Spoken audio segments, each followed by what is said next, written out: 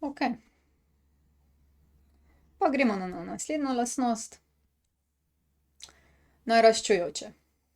No, zdaj naraščajoča beseda, to pomeni, da bojo vrednosti naraščale.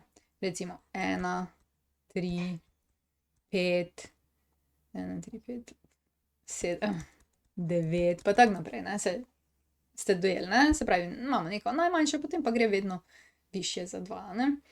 In to bo naraščalo. Saj, a veste, ne, lahko bi tukaj jaz rekla 100, ne, pažni samo, da je vsaka naslednja večja.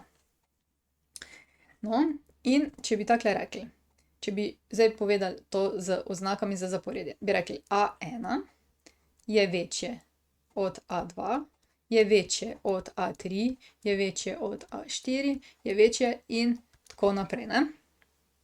Se pravi, vsi naslednji členi so večji. In seveda, ne, matematiki znamo to napisati na bolj kompakten način, ki tudi pove isto.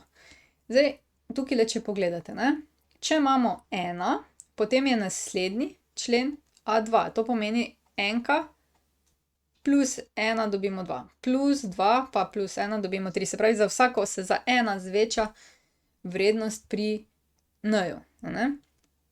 In to napišemo pa tako.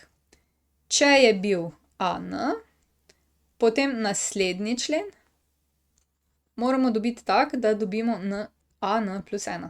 To pomeni, če je bil tole 5. člen, pa mu prištejemo pri n-ju 1, ne, dobimo 6. člen. Če je bil to 8. člen, pa mu prištejemo pri n-ju 1, dobimo 9. člen. Se pravi, kako bi n plus 1, temu bi rekli naslednji člen.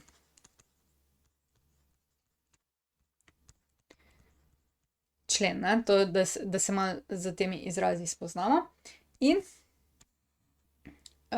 kaj zdaj to pomeni? Zdaj pa lahko povemo to s formulo.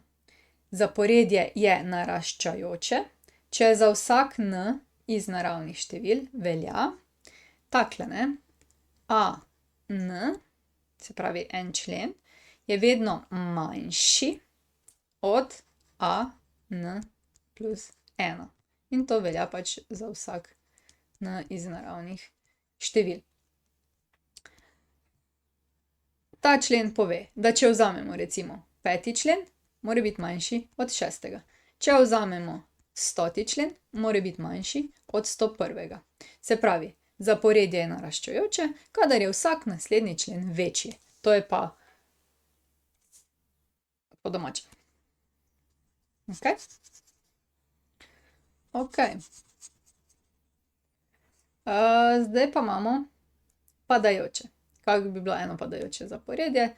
Recimo imamo 100, pa 50, pa 0, pa -50, pa tako naprej, ne.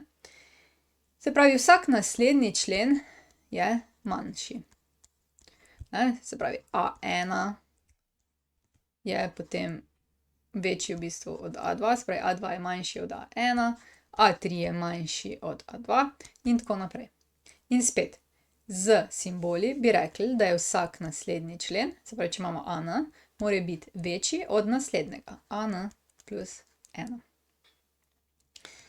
In to mora veljati za vsak n iz naravnih števil. Se pravi, zaporedje je padajoče, če velja, da je vsak naslednji člen manjši. Ok. No, potem je še pa samo ena definicija, in sicer monotono. Se pravi, monotono pa pomeni, da vedno ali narašča ali pa pada, da ni tako, ne, da bi se malo delal.